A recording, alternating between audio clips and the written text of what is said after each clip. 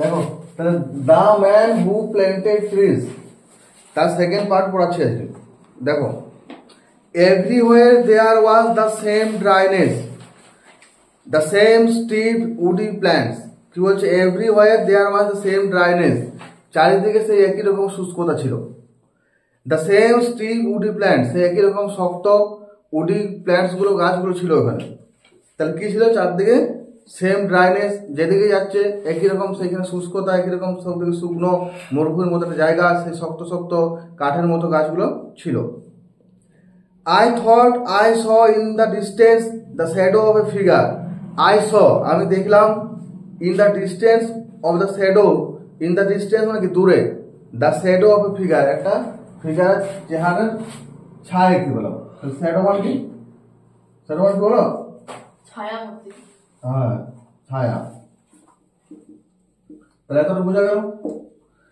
তাহলে কি বলছে? আই থট, আমার মনে হলো, I saw in the distance the shadow of a figure, যে দূরে একটা চেহারার ছায়া দেখতে পেলাম। On a chance I headed towards it, তাই একটা সুযোগ নিয়ে আমি সামনে এগিয়ে গেলাম। অন এ চান্স, একটা সুযোগ নিয়ে, আই হিডেড টুয়ার্ডস ইট, আমি সেটার দিকে এগিয়ে গেলাম। ইট ওয়াজ এ শেপার্ড, এটা ছিল একটা মেষ পালক। ইট ওয়াজ এ শেপার্ড, কে ছিল এটা? একটা মেষ পালক, মানে যে ভেড়া চড়ায়। মেষ পালক মানে মোষ লয়, ভেড়া, ভেড়া চড়ায়। না তুমি ভাববে যে মেষ মানে মোষ, ভেড়া পালক, যে ভেড়া পালন করে। বুঝা গেল?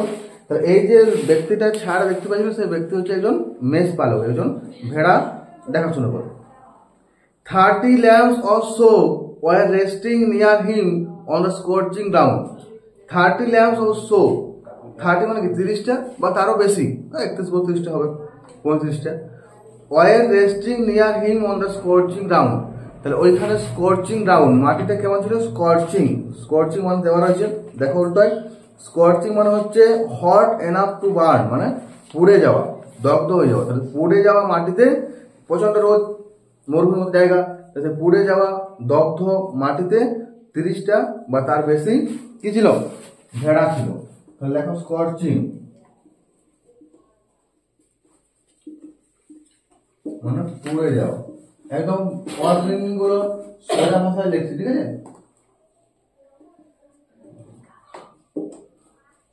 তাহলে এই প্যারাগ্রাফটা বোঝা গেল। তাহলে চারদিকে ন্যারেটর কি দেখতে পাচ্ছে? শুধু শুষ্কতা, সে একই রকম শক্ত কাঠের মতো গাছ, ঠিক আছে?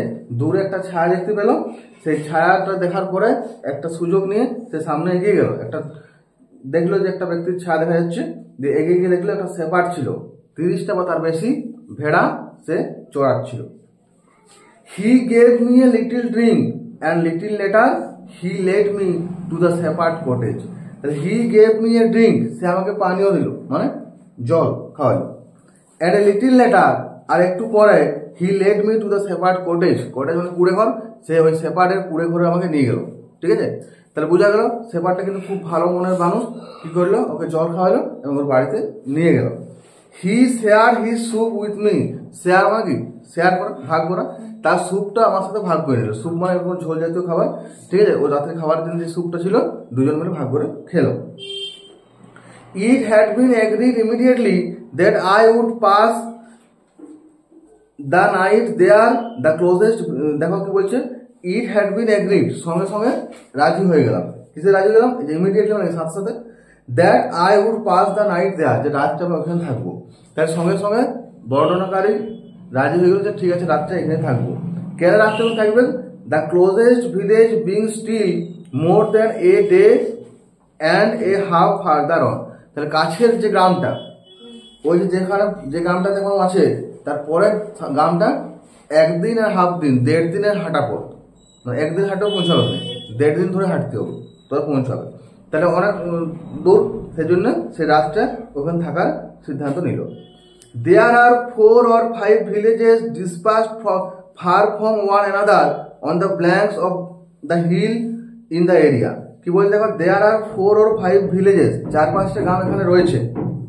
ডিসপার্সড, ডিসপার্স মানে ছড়িয়ে ছিটিয়ে থাকা। ডিসপার্স মানে কি বললাম? ছড়িয়ে ছিটিয়ে থাকা। দেখো ডিসপার্স ইংলিশে দেওয়া রয়েছে spread over a wide area, মানে ছড়িয়ে ছিটিয়ে থাকা।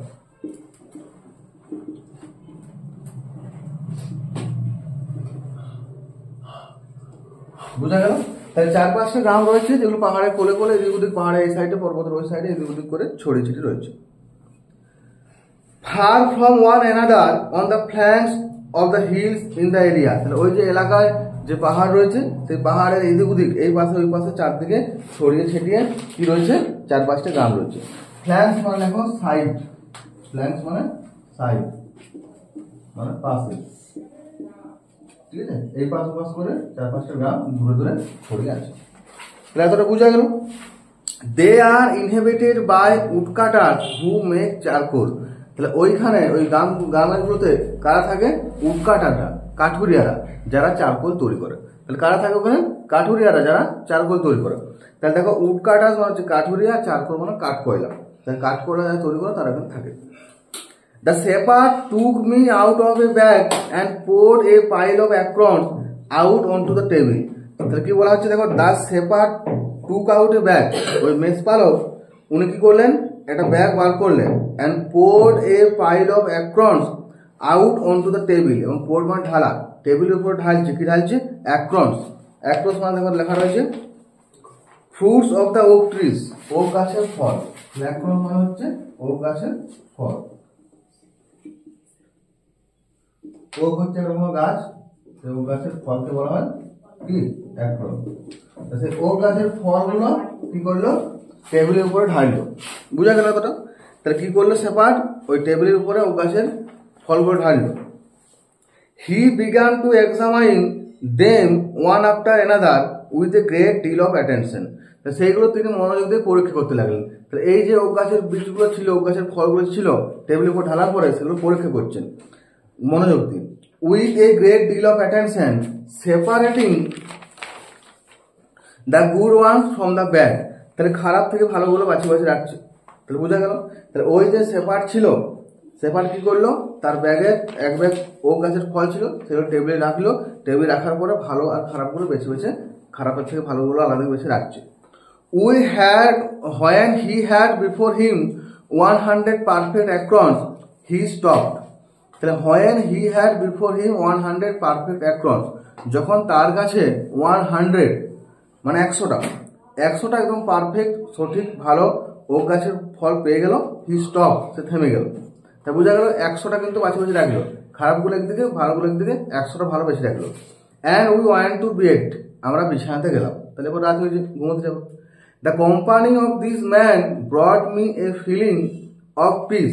তাহলে এই লোকটার সঙ্গটা আমাকে কি দিয়েছিল? শান্তি দিয়েছিল। মানে এই লোকটার সাথে থাকে শান্তি একটা অনুভব হচ্ছিল। হি gave me the impression that nothing could disturb হিম।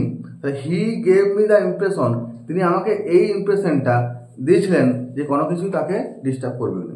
তাই ওই লোকটাকে যাই জিজ্ঞেস করি, লোকটার সাথে যাই কথা বলি, লোকটা কোনো কিছুতে বিরক্ত হবে না। I wanted to find out more about this man. আচ্ছা, I was intrigued.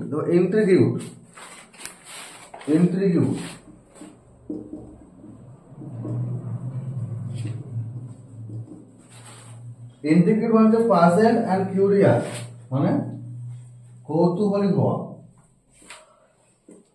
তাহলে আমি লোকটাকে দেখে অবাক হলাম এবং কৌতূহলী হলাম। ঠিক আছে, বুঝা গেল? তাহলে কি বলছে?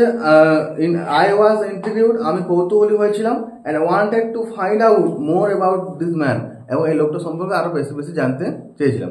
তাহলে লেখক এই লোকটার সঙ্গে থাকে একটা অদ্ভুত শান্তি অনুভব করছিল, এবং লোকটাকে দেখে অবাক হলো, এবং লোকটা সম্পর্কে আরো বেশি বেশি জানতে চাইলো।